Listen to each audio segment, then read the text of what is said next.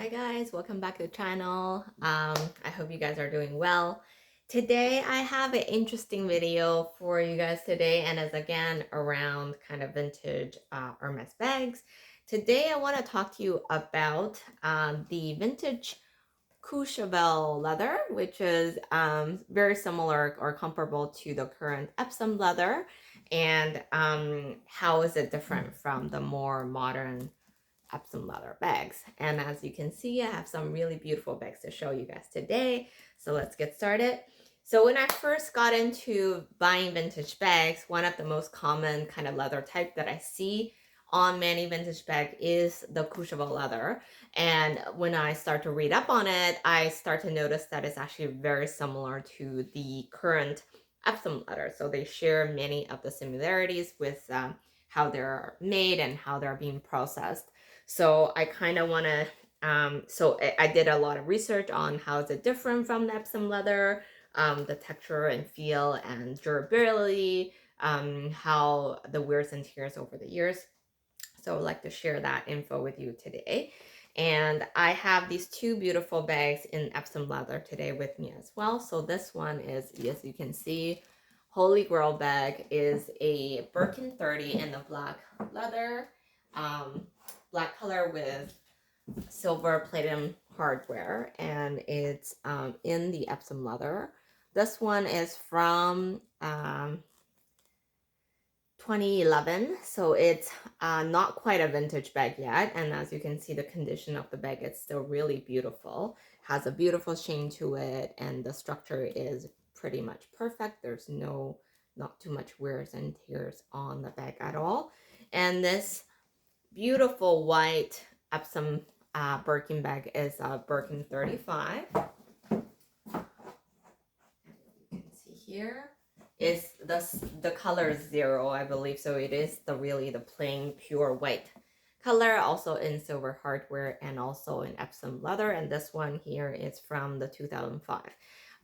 The Courchevel leather was only in production until 1999, and then they transitioned to the Epsom leather. So what is really different between the two, and why was this discontinued and transitioned to the Epsom leather?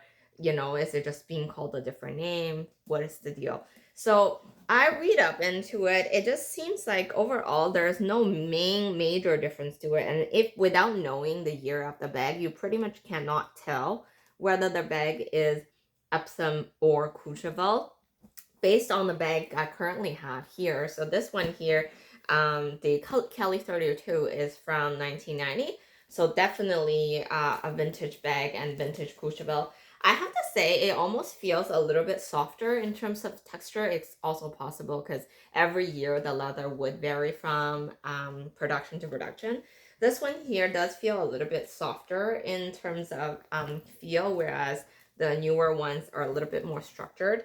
The grains on it though, also it's slightly more refined. So same thing, these two bags are quite comparable in terms of grains and how it's being processed. The grains are a little bit more smaller, and overall when you try to kind of feel the bag, it has a little bit more texture to it. So when you touch it, you can feel like there's a little bit more texture. But like I said, if you just see it with a naked eye, it's very difficult to tell.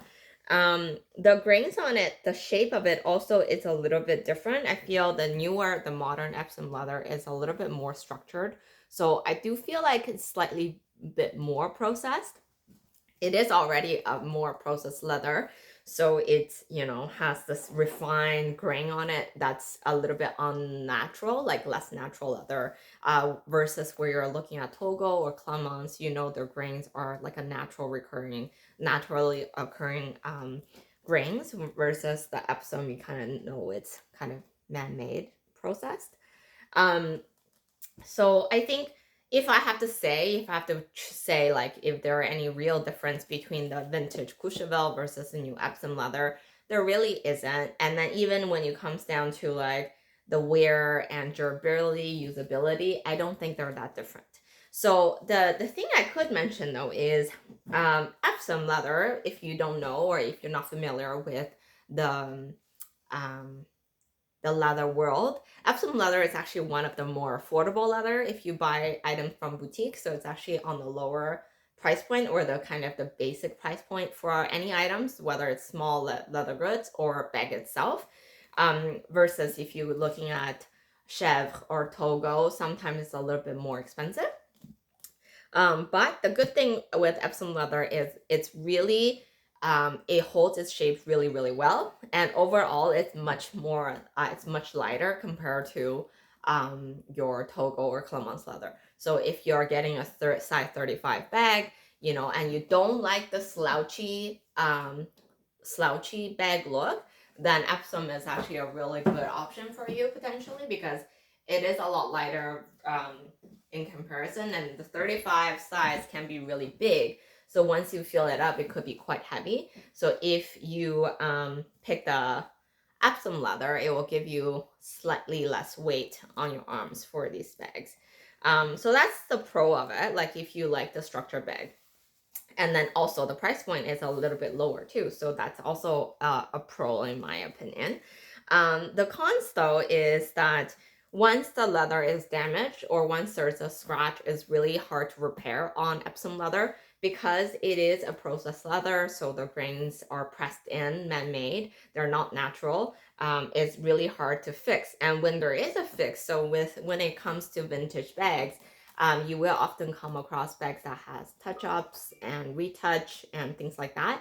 And it will become very obvious on Epsom leather. So I've come across like really good price point Epsom leather bags that are just, you can see the heavy repair on the handles and on the corners. And it's very, very obvious when there is a little bit of retouch.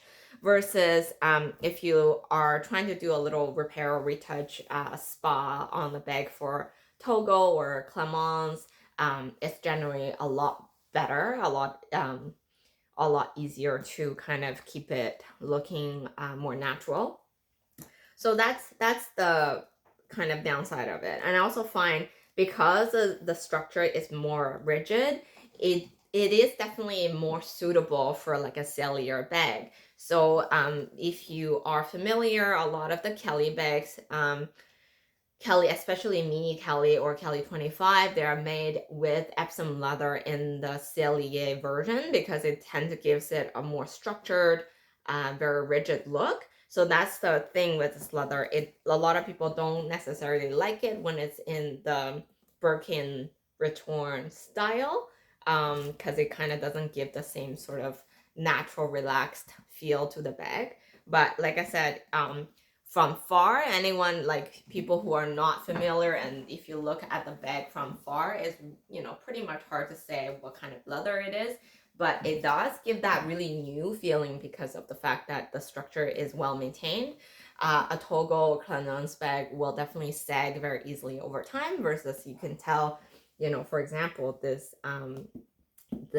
Birkin is staying shaped really, really nicely.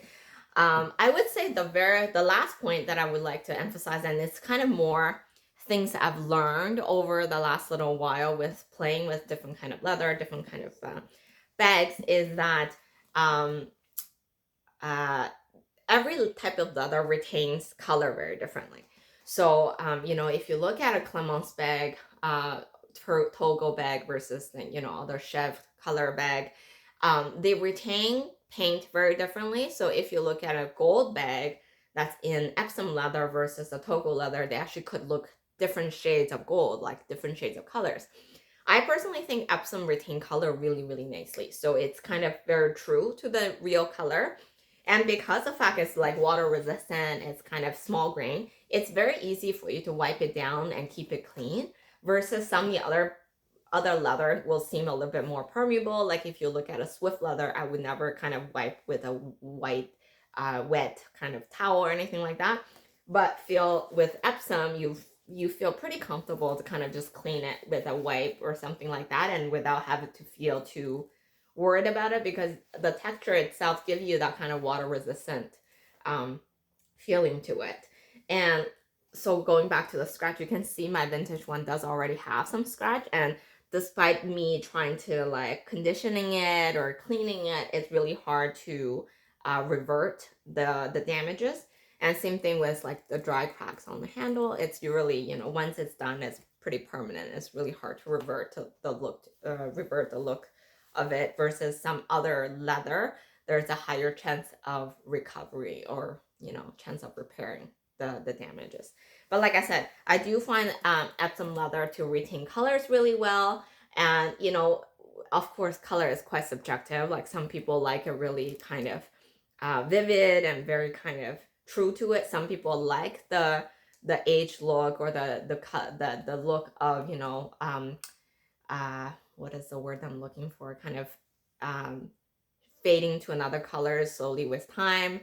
Um, uh, there's another word I was looking for the aging color, um, but I personally like the way that Epsom retain color. So especially for a mini Kelly bag, if you're looking for a brighter color or like a true color bag, I think those can give you really nice results. And to that note, like if you look at this vintage white bag, it's really in stunning condition, given the age of it and the fact that it's a pure white bag. To be able to maintain this kind of color and condition with the leather. So would I recommend Epsom leather? I think I would. I think any leather that from the Hermes house are meant to be used, are meant to be kind of enjoyed, and meant to be like, you know, not to baby them. They don't need to be baby because they're designed to be used. So in this case, look at the size of these two. So I think, you know, if you don't mind the look of it and then you like the structured look, I think definitely go with Epsom. I would say, you know, with larger bags, it does benefit from being a little bit lighter compared to the Togo leather. But some people just really like that natural slouchy feel of the bag as well. So it really comes down to personal preference. But definitely wouldn't eliminate as an option for my future buyings or anything like that. And like I said, if you come across a vintage Courchevel leather, just assume it's the same as Epsom leather of the current days because it's basically, there's no main difference to it. And I actually think the vintage Courchevel are beautiful and can preserve the color really, really well. So I definitely would recommend it. I think that's it for today. I hope this is somewhat helpful to you. And again, always feel free to reach out to me on my Instagram if you have any questions. Talk to you soon. Bye.